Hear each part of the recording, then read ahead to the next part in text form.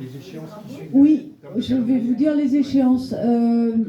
Donc, nous allons déjà faire un compte-rendu de la séance de ce soir.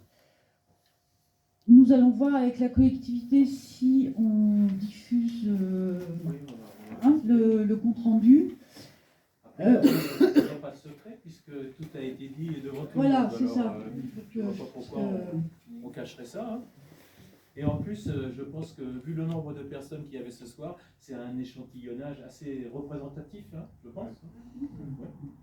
Je sais pas, Didier, qu'est-ce que tu en penses ? Oui, bah, tout est enregistré là, ça filme depuis tout à l'heure, toutes les interventions. Donc soit ce sera le format vidéo qui sera mis en ligne, sans doute, et puis après on verra si on en fait au moins le format vidéo. C'est un peu long, mais on ne dévoie pas ce qui a été dit. Donc, parce que si on s'amuse à faire un résumé, on va forcément frustrer des gens. Donc, mais nous, on va se servir d'un résumé, évidemment.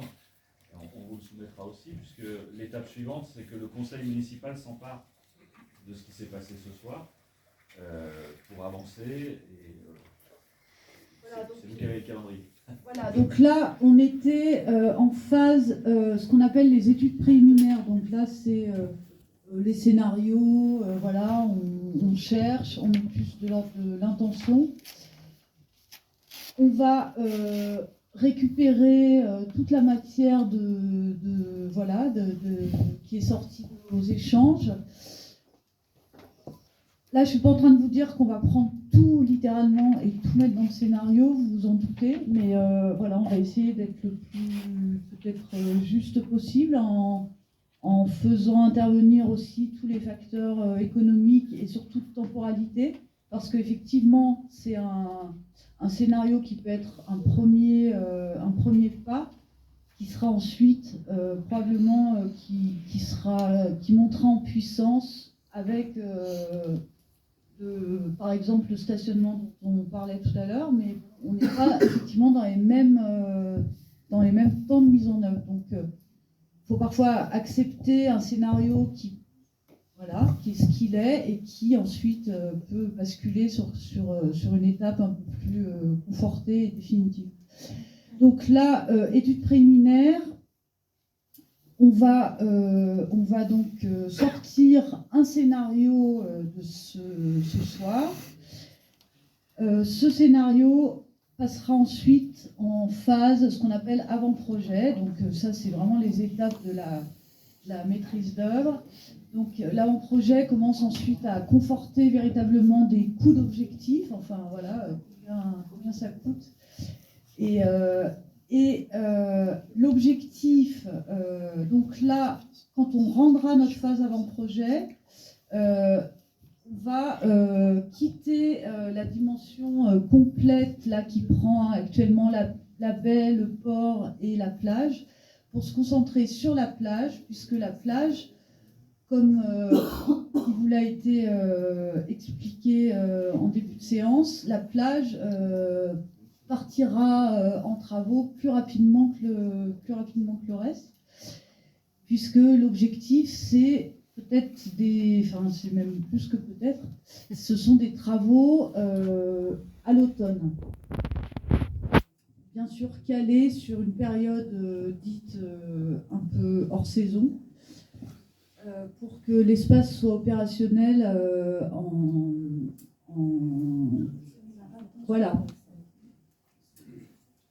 A priori en mai 2025. Voilà. Il y aura quand on sera encore en phase étude, avant vraiment de lancer les travaux, il y aura à nouveau, alors cette fois plus une réunion publique d'information, c'est-à-dire de dire voilà le scénario qui a été qui est stabilisé, conforté, et alors là il s'agira peut-être plus d'échanger, mais en tout cas, on vous écoutera quand même. Et on essaiera de faire notre possible pour que ça se traduise dans le spatialement parlant, mais on sera davantage sur de l'information là, à ce moment-là. Voilà. Suggestion. Talor a mis en place un espace ado, oui, en lien avec la maison, le club de boule. Voilà, c'est plutôt une originalité. Hein. les ados, c'est normal qu'ils ne soient pas là ce soir parce que c'est pas le genre d'endroit où, pardon, j'ai une autre tête, mais non, enfin, je ne vois pas. Et par contre, je trouve que ça serait intéressant d'en identifier quelques-uns. Lève-toi, ado. Mais ça y est, je suis un ado, je l'apprends. On en avait loué un pour la soirée. Non, mais que du coup, enfin, voilà, il y a un espace qui est un peu dédié à ça, qui a un tout petit temps de recul. C'est pas très long. Ça fait quoi? Ça fait 1 an que c'est en place, Didier, un truc comme ça. Et du coup, de se dire, est-ce que cet espace fonctionne? Est-ce qu'il est apprécié? Oui, non, pourquoi? Et du coup, dans quelle mesure? Parce qu'on est quand même tout près de cet endroit-là.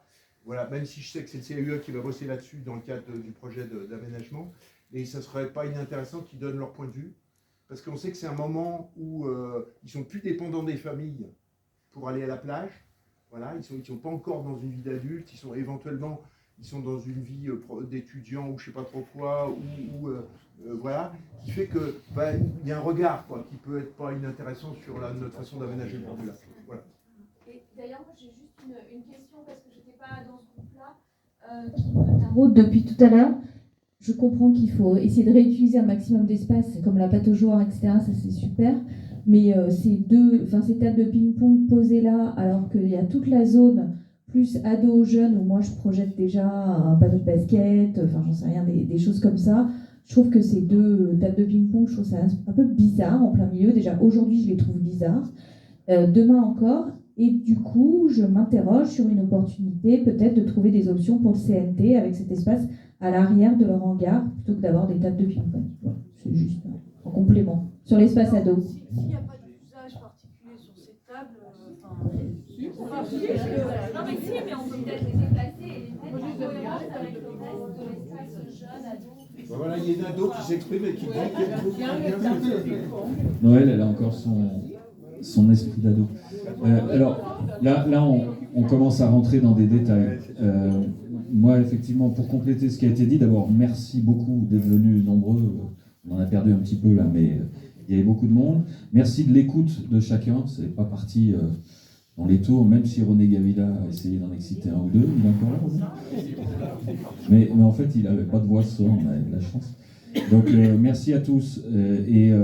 Comme il a été dit, c'était pas l'idée de vous réunir, puis hop, on va créer un scénario final, en prenant les remarques, en écoutant, en regardant toutes les remarques que vous avez faites, on les intégrera pas toutes dans le projet final. C'est pas possible. D'abord, il y a des choses qui se contredisent ou qui vont pas dans la même voie. Après, vous avez compris que c'est la plage qu'on veut figer le plus rapidement possible. Le port, on a encore un peu de temps, même si on sait, on a déjà de bonnes indications. On fera une réunion de restitution, je pense, avant de faire les appels à entreprises et tout, pour vraiment vous faire un rendu. Je pense que la plupart des gens qui sont là ce soir, ça les intéressera de savoir quel est le projet qui part dans les tuyaux. Et on vous expliquera pourquoi on a retenu telle option, pourquoi on n'a pas retenu telle option. Et puis, après, effectivement, il sera temps de lancer la consultation des entreprises qui vont intervenir, puisque là, on n'est qu'avec un bureau d'études qui nous accompagne, mais après, il faut des entreprises pour faire des travaux. Et effectivement, l'objectif, c'est de partir de la Savoyarde, c'est-à-dire du fond là-bas de la plage, et puis de revenir vers l'intérieur. On a encore, je vous dis tout, hein, on a des inconnus. Vous voyez, tout à l'heure, il y avait le responsable du club de plongée qui était là. J'ai pris rendez-vous avec lui dans 10 jours, parce que la maison où il y a la plongée, si on veut qu'elle s'en aille, ce monsieur, il a un contrat jusqu'en 2027 ou 8 ou 30, il faut voir avec lui comment on fait. Il y a des discussions avec le cercle nautique à avoir, ils sont très inquiets sur certains aspects, moins sur d'autres, très conservateurs à certains moments, moins sur d'autres, donc il faut qu'on explique aussi l'atterrissage final sur cette zone. Voilà, donc il y a tout ce travail qu'on va faire assez rapidement maintenant pour pouvoir prendre des décisions. Et je sais qu'on ne fera pas plaisir à tout le monde. Moi, il y a finalement peu de choses qu'on va pouvoir engager dans ce mandat, je l'avais dit, parce qu'il y a beaucoup de phases d'études, beaucoup de phases de concertation. Mais à un moment, ce conseil municipal n'aura pas peur d'appuyer sur un bouton. Je dis ça parce que je le vis aussi au Grand Annecy, où des études sur la mobilité, il y en a eu des dizaines et des dizaines. Et aujourd'hui, quand on appuie sur les boutons, il y en a qui disent « Oh là là là !» Mais il y a un moment, il faut appuyer sur les boutons, il faut avancer. On a parlé beaucoup de végétalisation, on a parlé beaucoup de manque d'ombrage qui vont se faire prégnants année après année. Il faut qu'on commence. Les arbres qu'on va mettre aujourd'hui, on l'a dit, c'est dans 20-25 ans qu'ils produiront, donc il faut être intelligent de ce qu'on fait. Mais moi, j'ai vraiment envie de... Et en restant, j'ai aimé le terme désuet. La Loire, c'est désuet. Et ça me va très bien. Simplement, aujourd'hui, c'est désuet et pas propre. Désuet et cassé. Désuet et abîmé. Donc, c'est ces 3 termes qu'on va corriger, mais le désuet, il nous va très bien. On veut pas... je n'ai entendu... j'ai entendu un Suisse qui a dit mais après, ta Loire, ça va être comme partout ailleurs. Non, c'est pas l'objectif. Vous avez parlé du château de Dun, vous avez parlé de l'air naturel du Roc de Cher, vous avez parlé de tout ça. Nous, c'est imprégné, il n'y a pas de souci. Mais on viendra vous montrer ce que ça donne et puis on avancera. Voilà. Je vous remercie d'avoir été présent ce soir, d'avoir participé. C'est notre projet à tous. Et bonne nuit, 3 heures, c'est bien.